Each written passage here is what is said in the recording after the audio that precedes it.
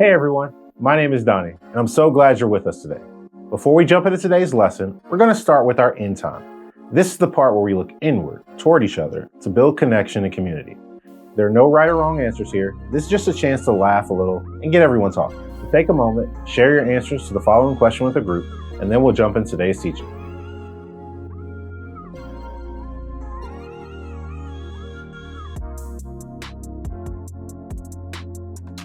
Today we're going to learn from Jesus about suffering, about pain, unfairness, and hard things that don't make sense. A lot of people, even people who believe in God, secretly think this equation is true.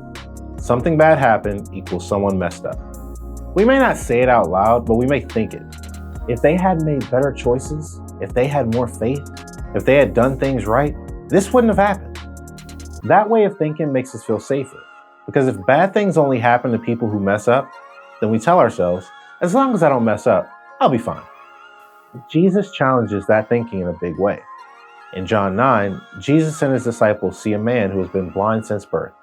He's never seen anything, no faces, no colors, no sky, and the disciples ask Jesus a question that sounds very logical. Rabbi, who sinned, this man or his parents, that he was born blind? They're basically asking, whose fault is this? But Jesus gives an answer they were not expecting. Neither this man nor his parents sinned, but this happened so that the works of God might be displayed in him. Jesus is not saying the blindness was good. He's saying you're asking the wrong question. Instead of asking who's to blame, Jesus wants them to ask, what can God do here? That's a huge shift. Then Jesus does something amazing. He doesn't just talk about God's love, he shows it. He bends down, makes mud, and puts it on the man's eyes and heals him. The man can see for the very first time. Here's what we learn about Jesus from this. First, Jesus sees people, not problems. The disciples see a mystery to solve. The religious leaders see a rule that got broken. Jesus sees a person who needs love. Jesus doesn't stand far away explaining suffering. He steps right into it. Second, Jesus doesn't blame, he brings hope. Everyone else wants a reason. Jesus brings healing.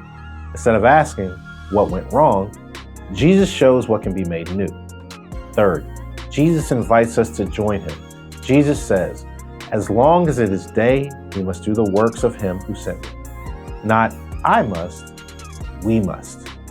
Jesus is saying, don't just watch what God is doing, join me. Later in the story, the religious leaders argue, judge, and even kick the healed man out. They are so sure they understand God that they miss what God is doing right in front of them. Jesus then says something surprising. I have come so that the blind will see and those who think they see will become blind. In other words, sometimes the real problem isn't that we don't know enough, it's that we think we already know everything. Jesus teaches us this big idea. God is not distant from suffering. He is at work in it, and he invites us to be part of the work. Let's take a break for a minute and talk about this story with our small group, and then we'll move on.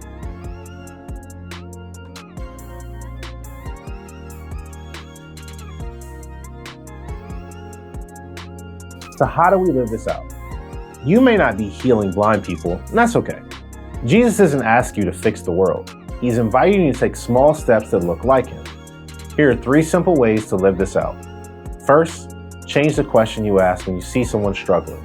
Your first thought might be, why are they like this? What did they do wrong? This is awkward. I don't know what to say. This week, try changing the question to, Jesus, what are you doing here? And how can I join you? That one change can turn judgment into compassion. Second, remember this when you are hurting. Some of you might secretly wonder, is this my fault? Did God do this because I messed up? Am I being punished? Hear this clearly. Jesus does not punish people with suffering. He walks with them through it. If you're hurting, Jesus sees you, not as a problem, but as someone he loves deeply. You are not invisible to him. And third, take one small action. Living like Jesus usually looks small, not dramatic. Sitting with the kid who always eats alone, sending a text to a friend who's having a rough week, standing up for someone being made fun of, helping at home without being asked, praying with someone instead of just saying, I'll pray. these things matter. Every time you choose compassion over blame, kindness over distance, you are joining Jesus in his work. You become a little piece of a light in a hard place.